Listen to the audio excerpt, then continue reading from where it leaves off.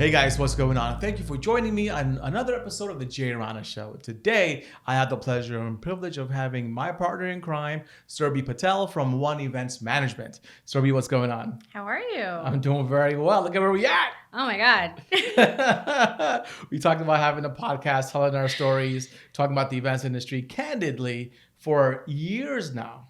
Have we not? For fucking years. We've talked about a lot of things, a lot of projects, a lot of dream projects. Yeah. See this come to life. Like it's definitely a proud moment from me to you. I appreciate that. So congratulations for one. Thank you. I see you had the napkins over there because I don't know where you're going to take me. you were afraid that I was going to make you cry talking about some emotional stuff. We've got some history, so I don't know where you're going to take me. It's going to happen. I don't know, man. But, you know, just talking about the weddings industry, talking about our relationship, and how we first started with Razi and T to One Events to where we are now, how I used to work for you. I still work for you. I still work with you on so many projects. You know, I've learned so much from you, and I'm still learning so much from you. I tell all my clients, listen, I'm great at what I do, but if you want someone better, One Events is the way to go. She's taught me some things that I had no idea that was going to happen, you know? It's all because of you. And I'm at my platform because of you. So I'll give you a round of applause. That's very humbling. Thank you. Because I feel like I started because of you. Okay, I can and see I got that stepping stone because of you. So I guess we can thank each other. You know, that's the way it is. We've been working together for how long now? Wow, I don't have enough fingers and toes. 10, more than 10 years. I started DJing in 2001. Yes. So what, 22 years, I want to say. Yeah. And you jumped into the wedding industry. 2013, 2014 is when I started my company. Yeah. Let me ask you a question. Why? Why the wedding industry of all things? I mean, you're talented in marketing and so many different things. You're talented as a project manager and so many other accolades that you have, right? But why the wedding industry of all things? Honestly, I don't even have a real answer for that because I started seeing the life through you, through Razi and T. Yeah. I got a knack for it. I started doing a lot of these like planning family events and this is going to sound very cheesy, but like following Sonal J. Shah. Yeah. And I've told her this on numerous occasions. Like, I was like, if I ever become something, I was like, I want to be like you. So when I had the opportunity, I was like, it's in my blood. Like, let me start my own thing. I mean, I didn't start it by myself because I don't think at that time in my life I had the guts to do it. I did have a partner. Well, what do you mean the guts though? I mean, when you start any business, right, you got to have that risk, right? And you got to have the balls to do it. Right. Obviously, you had the balls to do it. You said you had a partner, Archana. Yes. Archana, she is a good friend of mine. She is someone who I started the business with at that time. When you talk about balls and guts, like it's not everyone's cup of tea. Like it's scary. The wedding industry isn't made for everybody, man. That's what any business, wedding industry, like just any business you start on your own is scary. Yeah. So some people are strong enough to do it on their own. Some people need a little push. And I think I needed that push. I got it from her. She got it from me. We did it together. And we've made something of it. I mean, she's branched off over time. Like now she's, happy in her life. She's no longer part of One Events, but I can proudly say that she will always be through and through One Events. 100%. I've worked with Archana a few times and she is a beast. Yes. She knows what she's doing. She's straightforward, and I love that about her. There's no ifs, ands, or buts. Like, I feel like some event planners, they can't tell the client exactly what it is. They go around it, they sugarcoat it, and they're worried about the feelings. But not her. She was straightforward because at that point, you had to take lead. And that's what you have been doing as well. You're straightforward because I get that from you. Yeah. We actually pride ourselves, and that is one thing that I stand by, is being very straightforward. I don't believe in sugarcoating. I don't believe in selling someone a dream that I can't make come to life. I believe in being realistic. I believe in reality. Me as a bride, even, like I know that I have pipe dreams, but I also know that there's reality to my pipe dreams. Yeah. So I want to make sure that my brides are also in the same realistic world. Everyone deserves a special day. Our job is always to make it come to life, but with realistic expectations. Realistic expectations, that's huge, right? Because everybody has a vision of the fairy tale wedding. They want to come in on a swan in some cases. I don't know, with unlimited budgets. Everybody wants to have an unlimited budget, but it's never that case, right? And you told me that you're a bride now too, right? Congratulations on that. Thank you. So how does that feel? Like you're an event planner in the wedding industry and you're getting married. So who's planning your wedding? Good question. So, I don't know about other wedding planners that have gotten married over the years, but me, myself, I needed help. I wanted to be the one that got pampered. I wanted to be the one that got to sit back and not have to stress and give the stress to someone else. So I actually hired someone else, and no shame in my game. Like I felt like I needed it. Absolutely. I wanted it.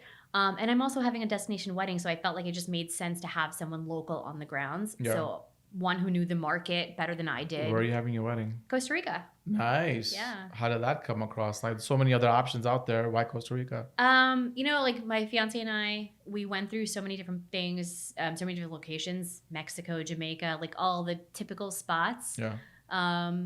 Costa Rica was one place that him and I had never visited, let alone together, but like separately. Yeah. It was on my bucket list to go to.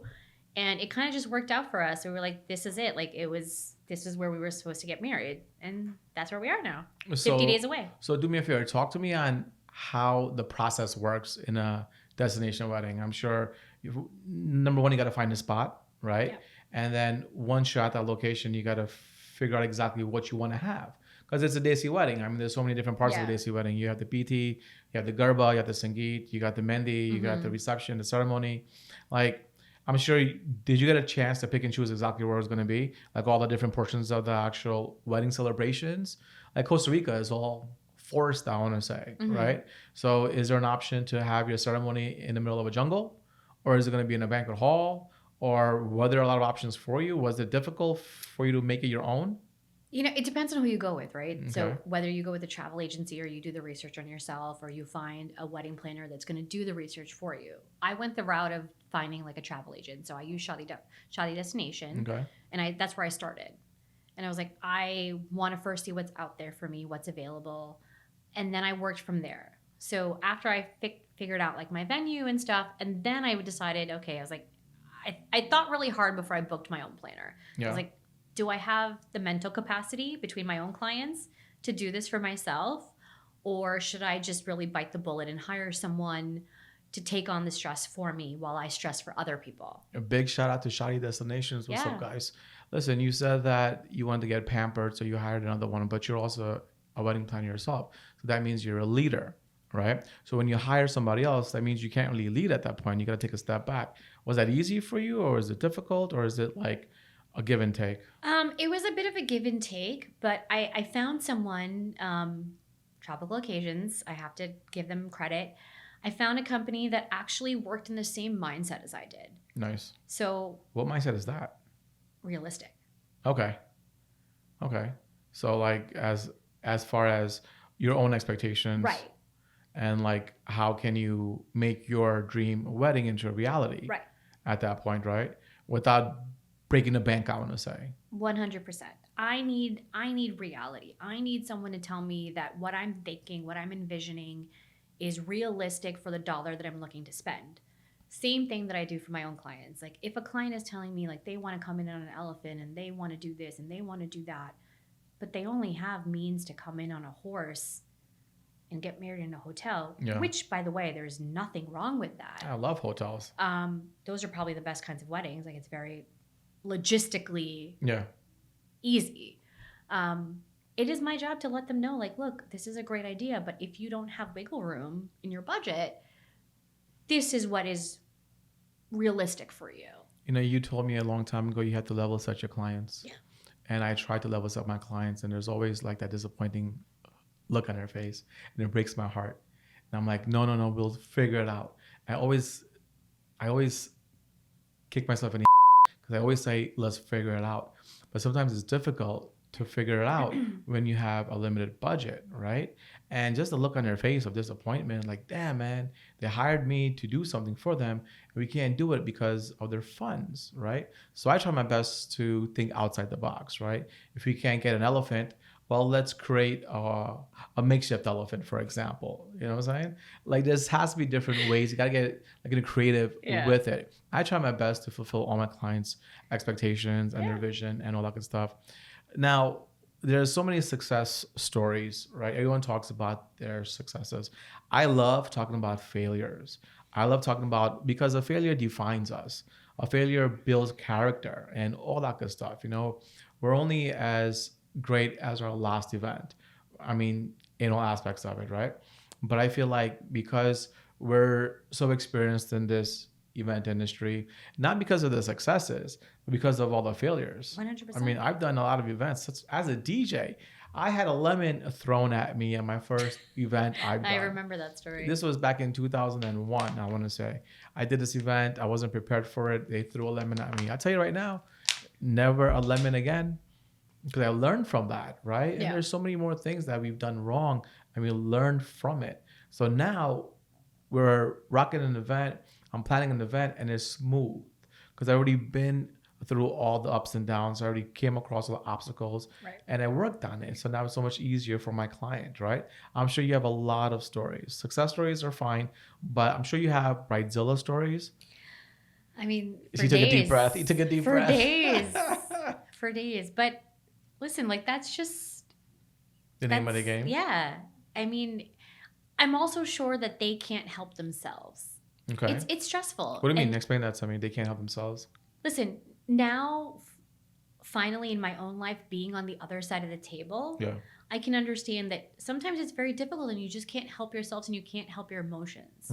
So whether it's that aggressive, angry, bridezilla, I'm going to eat your head off because you can't get me an elephant type of deal, versus being aggressive and bossy, it comes with the stress. Sometimes it comes with the person's personality. I can understand that. Yeah. But sometimes it just comes with the stress because, you know, as a wedding planner, I never realized the level of stress that goes on from a bride, from like a personal perspective, like dealing with family politics, dealing with making people happy, making sure that both sides of the families feel appreciated and brought along for the ride, and so involved, to speak. Right? Because everybody wants to be involved. Right. And then, I mean, no hate on the grooms, but grooms are technically checked out. My own groom, my husband, love him to death, but he is, you know, like, he's just going along. He's just there, and he'll like randomly be like, "Hey, what can I help with?" Like every 6 months. Not a damn thing. We're good. Right, and it's like, God bless his soul. Like he really tries, like whenever he can. But like, and I delegate some few tasks that I think he can handle. What kind of tasks? Like making sure that we have a dog sitter for the dog. Important. I have a dog, and that's very important. That's important. I got to make sure that if I'm out and about doing an event, I'm gone for days, somebody has to take care of my Casper. Right. And that's important because sometimes I forget. Like, oh, I have a dog who's depending on me. And that's important. So God bless his soul. Yes. But there are a lot more jobs to be done besides taking care of the dog. I'm sure. Like being a wedding planner, planning your own wedding, plus you also have a 9-to-5 as well. Is that right? Yes. Okay. So you have a 9-to-5 as well. So how do you balance all these things? I mean, that's a lot of stuff. You have a full-time wedding planning company, right? You're working full-time. So you got 2 full-time gigs. Yeah. Plus your personal life. Okay. Plus you're getting married now. Okay. And plus you want to start a family as well. Yeah. All these different things. How do you do it? I'm sure there's a way to do it. I'm sure you shed a few tears. Everyone has to shed a few tears because it's overwhelming. It really is. You know, it's with a wedding, I feel like emotions are always going to be heightened every single step of the way, right? So to have full control of that, to have full control of it is one thing because it feels like you get desensitized a little bit, which is good or bad. It's a double-edged sword, right? I tell my clients, listen, if you feel frustrated, cry it out. Cry it out. Go into a room, grab some napkins, put a sad song on, and cry it out. An hour later, you'll feel so much better. I mean, I tell my clients this all the time. What do you tell your clients to prepare them for the frustrations that's going to come up? I basically tell them the same thing. I also tell them, like, listen, if you need to pick up the phone and just vent, cry, scream, complain, my number should be on your speed dial. And that's the role that you play as well. Right. I mean, I think sometimes we forget that we're not just wedding planners. Like we play multiple hats, right? Like we're therapists, so to speak. We are legal guidance to some degree. Some of us may not even have a legal degree, but like these are the things that we have to know. We like the basics. Yeah. But we wear a lot of different types of hats just to accommodate the personalities and like the situations that our couples are going through. So I tell my brides all the time, like, one, it is very important to worry about all the different scenarios, but at the same time, you need to think about yourself. You need to think about what's going to make you happy at the end of the day. I was like, there are a lot of things that you just need to let go. By the way, these are things that I don't follow at the current time. I was going to ask you the same question. Do you follow your own advice? Calling the kettle black. But if you have to cry, you need to scream, do it. Because that's the only way you're going to be able to get over and move on. That's the healthy way to do things, I want to say. Yeah. Because if it's not healthy like that, if you can't get in touch with your own feelings and have full control of that, then you're pretty much asked out, right? Because then everything's going to be overwhelming. Every little thing that's going to come your way, every little obstacle that's going to come your way is going to look like a mountain. And it's not really a mountain. It's a molehill, right? If you give it some logical thought and be practical about it and take the emotions out of it, you can overcome it within minutes in some cases. You know what I'm saying? Yeah. Like as far as you, I know we weren't supposed to talk about this, but you went through a lot of emotional roller coasters. Okay. Yeah, I know. We're going to go there. Why not? I mean, it's part of it, right? I feel like this podcast is also going to be needed to understand that, yeah, we're professionals, but we also have a personal life as well. I mean, I went through relationships, heartbreaks, heartaches. Sometimes that affects my career choices, right? That affects my events. I try to make sure it doesn't affect my event because I compartmentalize everything, right? And again, that's a double-edged sword. Sometimes it's good to do that. Sometimes it's bad to do that. I've been doing it for over 20 years now, so that's all I know. You know, we lost your mom a few months ago.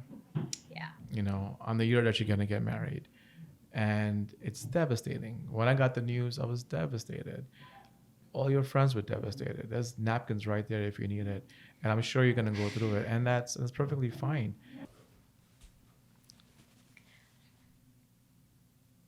This business, who I am, what I do, a lot of that strength and motivation was driven from the woman that I lost. And I struggle to come back, but I know that I have such a solid team behind me that I know that I can make a comeback. That you could rely on your team. And I can rely on them, I can make a comeback, and that if I needed the time to take a step back and just deal with my emotions and deal with my family life, I have that ability to do that. And you're blessed. 100%. You're blessed to have that, you know? Yeah. There's a lot of companies out there that I know personally, and their team members are on rotation. You know, they're like cogs in a machine at that point, because the leader of the company is the main person, right? They do all the work and so forth. But I'm a strong believer in teamwork, you know? And having a strong backbone, that support system is key to anyone's success. I'm glad you have that because, you know, like it's hard, you know, when you lose a parent. I don't even know how you're dealing with it, to be honest with you, you know. I know your friends and family are there every single step of the way as your support system, but they're not there with you at 2:00 in the morning. You know, when you're laying there zoned out and you're thinking about, oh my God, what just happened? Is this my reality? Is it not my reality? Is this actually happening to me? Plus you're getting married at the same time. Like I'm sure it was her biggest dream to see you get married. It actually was. She, like any other mother, has been harping for years. I think probably since I became of age to get married. What's of age? You know, DC community, like you graduate college, like you're automatically of age, like in the 20s, right? Like in India, like what, 16 years old? That's child marriage.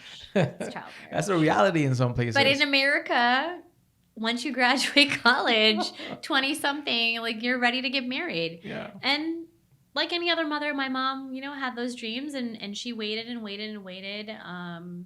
She waited a really long time. And, you know, after I met my fiance, she was finally happy. And then she was starting to plan for, okay, well, set a wedding date, figure this out. And I did that. And I'm like, we're good. We got time. And, you know, unfortunately, we didn't have the time. Yeah. And the person who was the most excited isn't going to be around to see it. I'm sure she's seeing it wherever she is right now, you know? Yeah. We keep the memories of our loved ones by conversation, by talking about them all the time. And that's part of it, right? Because if you don't talk about something, you're going to forget about it. So we talk about your mom all the time because she's here, you know, in every aspect of the way. She's here in you, you know, and you can't forget about that. I mean, it's great to be spiritual, and it'll be even better to have her in person, you know, in any form and format. But this is our reality. This is your reality. Yeah. You know, and it sucks, man. It sucks, but it's part of life. Yeah. You know, unfortunately, it is. Unfortunately, death is part of life. You know, and like, I'm sure she has expectations. My parents have expectations for me. I'm 44 years old. Why are you looking at me that way? Because I know your parents. I know their expectations. Like, is there like a happy middle ground anytime, anywhere? Probably when you get to the point of like, I'll let you know in a couple of months. Well, in 50 days, I'll let you know what that's 50 like. 50 days, that's a countdown? Yeah. Officially, days. as of today, 50 days. You excited? Today I am. Okay. Today I'm very excited, you know, but tomorrow, come talk to me. I might feel a different way. I get it. I feel like it's a dopamine spike, right? Like you got your highs and your 100%. highs. Then on the opposite end of the spectrum, you got your lows, and it's low, right? And it causes turmoil. It's emotional damage. It really is, right? It's mental damage. It causes some type of trauma, right? Because now you can't find a middle ground at this point. Has that affected your personal life? Yeah. If I'm going to be honest, yeah. To the point, I mean, what couple doesn't argue? And they say all the time, like, you're going to argue when you're planning your wedding. Because of compromise or the lack of? Right. Okay. And I have to think back to what I tell my brides and my grooms. What do you tell your brides and grooms? A year from now, 6 months from now, this moment where you're angry at a family member or your spouse is not going to matter. This is just here in time. It's a moment in time. You're angry because of a situation that you can't find a happy medium, or it's not going your way. But a year from now, 6 months from now, 3 months from your wedding, it's not going to matter. Have you ever had any couples that just didn't work? That they ended in a divorce? Honestly, I've had 2 couples that just didn't make it to the altar. Oh, wow. Yeah. What the After all the planning? Yeah. Months and months and months of planning? Yeah. Months and months and months of stress? Yes. Financial expenses, going back to back, and this just didn't make it. In my entire career, I've had only 2 clients that have not made it to the, I shouldn't say altar, but to the mandap. Okay. Any particular reason why? Was it like the family differences? Yo, why is that though? Like when you get married, I understand as an Indian person, it's 2 families getting married, right? Which is fine. That's why there's so many mixed weddings nowadays, right? Because some cultures don't really believe that. You know, they believe it's just the bride and the groom, the man and the woman. It's them. They're gonna start their own lineage. They're gonna start their own families. They're gonna start their own journey together. Parents are good to have in the background, but that's just that. I feel like when parents get involved, it's just noise. You know, it's true, but just so you know, it's not just in our culture. Because one of my couples of the 2 was a mixed couple. Okay. And the other one was an Indian couple, like both sides. So I don't think it matters the culture. I just think it matters when there's too many cooks in the kitchen. Okay, I can see that. So, one, I think it's very important that before you take the leap of getting married, that you know that you and your partner have a solid ground and you understand what it's going to take to get to the finish line. This is by no means am I advocating that my relationship was solid when we started planning, but I also know and had that much faith in my husband that he, one, understood where I was coming from professionally and personally, but also knew that I had it in me to carry along both families. So it's the person itself. I mean, yes and no. I mean, for me personally, it's because this is what I do for a living. Okay. Like, it's my job so you got the edge at that point. Make everyone happy. Yeah. Right? Like, as a wedding planner, essentially that's what you're doing. You're making everyone happy. Yeah. So while I'm trying to make myself happy, I'm also making sure that my in-laws are happy. My family's happy. It's okay if my husband's not happy. He'll be happy at the end of the day. It's okay if your fiance and your husband is not happy. Right. You know, but sometimes you got to go along to get along. Exactly. And this is no shade towards like the strong, independent minded women. But sometimes they get to a point where they get to a breaking point where it's like, this is what I want, this is what I need, and if I'm not getting it, like we're done. And that is okay. Like, if that is who you are, that's okay. But that, personally speaking, like, I feel like that needs to be defined before, so you can avoid all of this financial hardship and emotional loss. 100%. I'm sure like that strong, independent woman was always a strong, independent woman. And her fiance knew this about her, right? Unless it wasn't there, unless it was all just like sugar-coated. And then that came out when the stress came in. I mean, if we're going to say that this is a Rana uncut show. It is a Rana uncut show. No shade to the men, to my grooms, but one, you are your woman's man. Like, you are all about your partner. But then I feel like once you put a ring on it, and this is my partner excluded, sometimes some of you get very like mama's boyish and like what my mom wants and this and like my mom's needs and my mom's dreams. Yes, every mother has a dream. Every mother wants to see her son, her daughter in a certain way at their wedding and has certain expectations. But everyone forgets about the woman that's getting married. Facts. Everyone forgets about the woman that is going through juggling two sides, who is giving up so much and who is compromising on so many levels. Everyone forgets about that person. What do you mean? It becomes about, oh, well, my mom wants this and my sister wants that and my dad wants this and my grandparents want that. Oh, well and good. Everybody has a say and everybody has a right. But what about the girl who's giving up everything? What about the girl who's making But what is she giving up? Compromises? What are you giving up? I mean, my situation I feel like is a little bit different. Okay. I waited a long time. I set my own terms. I was lucky enough to meet a man that was so compromising and so flexible. I don't think I gave up much. But I've seen my own brides give up a lot. A lot of my younger brides. Let's start there. Let's preface it that. A lot of my younger brides. Okay. Do you early think 20s. Do you think it's because of the age gap itself? Like because they're in their 20s and mid-20s? Age gap, culturally, like the type of family environment that they come from. You know, like if you've never been independent, you've never lived on your own, and this is your first time that you're like moving up from your family and things like that. There's a lot of different dynamics. You know, I have brides in my 20s, I have brides in my 30s, I have brides in their 40s. There's a lot of different dynamics. And I think it's hard for people. I get it. I mean, change is always going to be difficult. Yeah. Change is very difficult. I mean, it's without change, we can't move forward, right? Without growth, we can't change. Yeah. It's all rotation at that point, right? Younger brides and grooms, younger clients, they have different expectations versus a client that's going to be in their 30s. And if it's because they've seen more, they dealt with more in life. They dealt more emotional trauma in your life at that point, you know? And trauma is huge.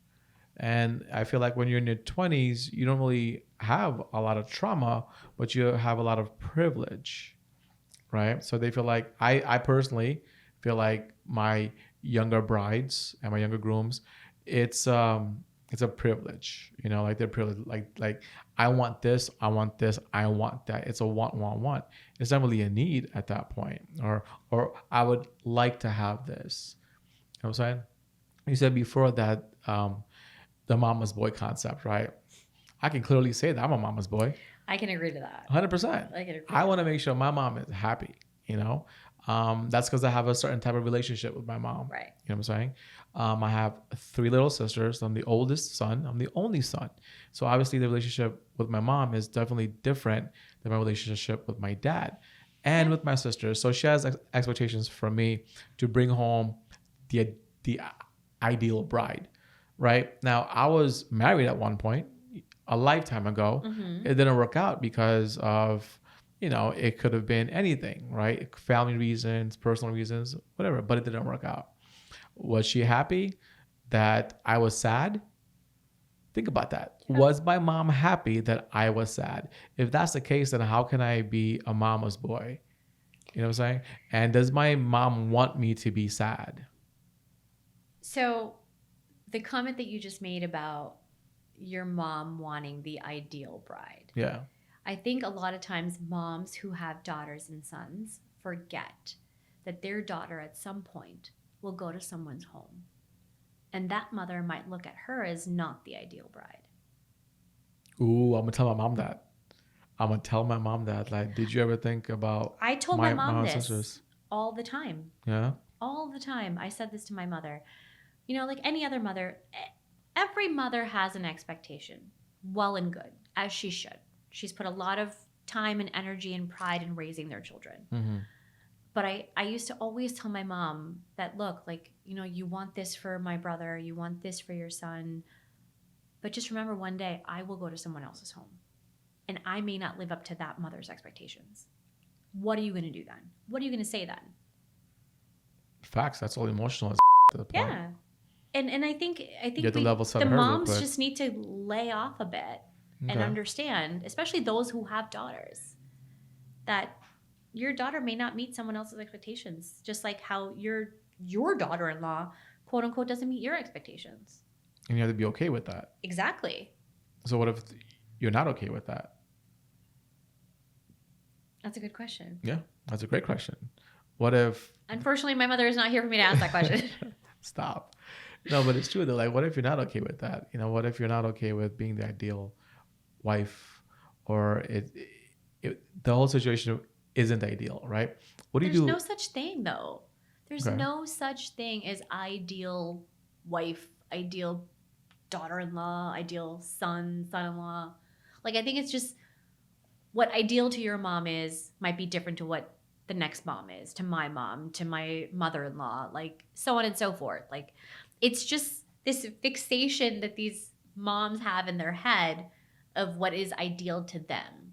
But in reality, there's no such thing. It's like how we say, there's no such thing as being perfect, right? I think I'm perfect in my own way. My fiance thinks I'm perfect because that's how he views me. You look in the mirror and you think you're perfect because that's how you view yourself. It's a perception. Right. It's no such thing as anyone actually being perfect. Have you ever come across a perfect couple? No such thing. In your own personal eyes?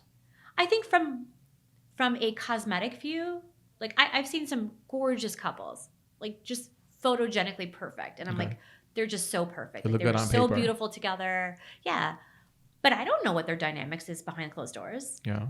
I don't know what their dynamics is with their in-laws and their family life. But from a perception, from a photo, when they stand on the mandap and they're taking their photos, I'm oh my God, they're gorgeous, they're beautiful, they're the perfect couple. Have you come across any situations where you thought that this couple is perfect in every possible way, right? But then you get to know them and you want to tell them, guys, what you have right now is toxic. Because I've been in that situation. I've been in a few conversations where I sit back as a third person, right? Because those two are going to be in it, right? They got blinders on. So being on the outside of it, Yeah. I look at them and I'm like, holy you guys are actually together. How is this working? And I ask these questions, like, how do you guys make it work? Because you guys are like oil and water at this point. You guys don't mix. How do you make it work? And I'm constantly learning, right? Because I don't know what I don't know. Mm-hmm. I feel like there's so much knowledge out there, and I'll never be fulfilled on how much knowledge I can take in, right? But I'm always asking. I've come across a few couples who are just like, no, you guys shouldn't be together, but they are together. And those two people are the happiest in the world. Have you come across anybody like that? Have I come across a toxic couple? Yes. Okay. Are we going to talk about it? No. Do you know if they're still married? I think so. Okay. They probably made it work, right? Yeah. And look, like, it's a perception. Again, it's perception. Okay. Well, as long as you can make it work at the end of the day. I mean, all the hard work you put in after the event, all the bending, all the compromise. Yeah. I'm sure they're happy as now with their kids.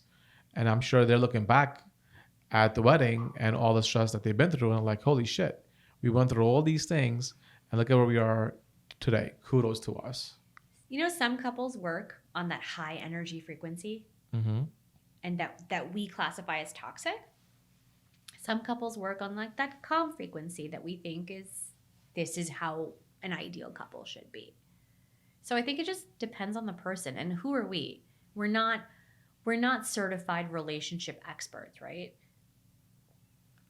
I'm certified in my own profession as a wedding planner, as an event planner. I can through and through advocate and justify that piece of my career. But I'm not qualified to be like, you two should not be together just because of like that interaction that I see. Neither are you. Neither am I. Neither is anybody else in the industry unless they have that certification. Unless they're a priest, right? Right. I've been in that situation as well. I told you I got stories for days. Yeah. 20 years worth, over 20 years worth. We had a meeting. It was me, the bride, the groom, both sets of parents, and the priest. And we're sitting there and they were talking and they couldn't agree on something. They couldn't agree on something. It was something minor. And I'm just sitting there, a fly in a wall, just like talking to him. And the priest flat out said, you guys should not get married. Oh, wow. Should not get married. The look on their faces, their jaws dropped. The moms, they're like, no, you don't know what the hell you're talking about, blah, blah, blah. But the priest said that. Now, I know why the priest said that, right? Because they were arguing about something. So he had to like shake them real quick. As soon as he said that, the looks on the bride and groom's face, they just, again, their jaws dropped. But then they understood that, no. I need to be together. We need to be together. There's some priests who actually would walk away from a wedding because it just wasn't ideal. Yeah. So is the priest certified at this point? No. But he made that choice, right? I think a priest is making that assumption, or what's the word? I can't, it's not coming to me, but the priest's evaluation, so to speak, sure, is based on what he's seeing and his knowledge of what God views, right? God's view on what a relationship should be. Astrology and all that good stuff. A priest is a man of God. Sure. So that's how they're looking at it. Depending on the religion and the type of priest, I feel like their viewpoints are different. So are they certified? No. I guess it's the value you put on them. Yeah. Right? Like I know a lot of families who give all their values in their priest and they follow them religiously, right? Because again, they put a lot of value in the priest and what they're saying, what they want them to do, so forth and so on. Blindly, I may ask. I have a funny story, but we'll go back to that. And it's not always in the benefit of the person themselves, right? I feel like that also plays a big role in the weddings as well, right? Yeah. Putting a value on some traditions or putting the value on some expectations that are not really ideal for that particular couple. You know what I'm saying? Like, I don't want an ice structure. Who gives a I don't want a tequila flute. Who gives you know? With other couples, that's their most important thing. Yeah. That's the value on what they put on it. You were saying you had a story about something? When we were talking about how much importance we give to our priests and things like that. This is actually about my own personal situation back when I was in my 20s and not like meeting someone and not getting married. And my parents had so much emphasis on this one priest who, again, if we're saying like, a priest is knowledgeable and we're basing a priest's decision on whether two people should get married or when a person should get married and all of that, this priest told my parents she needs to be married to a tree before she can marry a human. Hold up a second. Well, this all sounds very funny. Hold on. Let me wrap my brain around this. The priest wanted to get married to a tree. So I am not religious enough to explain this correctly. So while I tell this story, it's going to be very funny and look very odd. And anyone who watches this podcast later is going to be like, I don't know about this girl. But for anyone who actually understands maybe where this is coming from. It's like a puja that you have to do. Right. There's a puja that says like, you need to get married to something first for your actual marriage to be successful. Sure. So my parents took that as a holy grail. And basically this priest said, once she does this puja, she marries this tree. In 60 days, she will meet someone. And that will be her life partner. Did that happen? No. I met my now fiance/husband when I was 36, 37. What happened to the tree? It is still outside of my old apartment. Still going strong, I should say. That's crazy. Like all these different traditions and different it's a belief. religions. So and it's a belief, right? The priest is not certified to say, marry this tree and in 30 days you're going to meet your husband. But people believe that. Right, exactly. It's blindly, a belief. Blindly. So that couple who is sitting in a room with a priest that says you should not be married, whether they choose to believe him or not is a belief. I can understand that. So if you choose to believe your priest or your pundit or your rabbi, that's your own belief, not because he's certified to tell you whether you can be together or not. I have to agree with you 100%. And I'll tell you why. Here's a personal story. A couple of months ago, like late last year, I want to say, like there were things happening, right? I'm a spiritual man, I want to say. So I believe in energy, right? Black magic, voodoo, all those things. Do I believe in it? To an extent, right? I was told by a priest, a guru, that there's some black magic out there. And you're laughing because I told you the story, but I want to share with the world. There's some black magic around you, Yeah. Jay, you have a stalker, and the stalker is from years ago and done some things and all these things around you. And I was like, yo, what are you smoking? Share it. You know what I'm saying? Didn't want to believe it at that point. But then the more I thought about it, I came to the realization that, it's a belief. Yeah. Do I believe in this man? Do I believe in his energy around me? Because everybody goes through ups and downs in life, right? Dopamine spikes, highs and lows. There's no medium. For me, there's no particular medium, I want to say. Yeah. And I'm very open about that, right? So we have full control over that. So I believed in this particular guru, and I paid him a small fortune to do these, rituals in India, these pujas in India. And it's a belief, right? I feel better. Do I feel better because it's a physical thing? Or do I feel better because I believe that it worked, right? It's a spiritual concept at that point. 100%. And I think because I know you personally, your sense of spirituality comes from your mother. Your mother is super, one, religious, two, spiritual. 100%. And she believes in black magic and all of that stuff. And I feel like a lot of that belief for you derives from that. And there's nothing wrong with that. Remember that one time we were at the house and I was pushing the mandir. Dolls? There was the mandir that we were pushing away because I was painting the house. And these little dolls came out. And she looked at me like, what the fuck is this? Oh and yeah. and there were, I don't know what it was. I don't even want to ask my mom till this To day. this day, like I wouldn't even question It was it. like 20 some years Yeah. ago, but that's another story for another time. Yeah. With that said, Surbhi, that's our time. Awesome. Look at that. It's already been an hour, and it's only been like 10 minutes, right?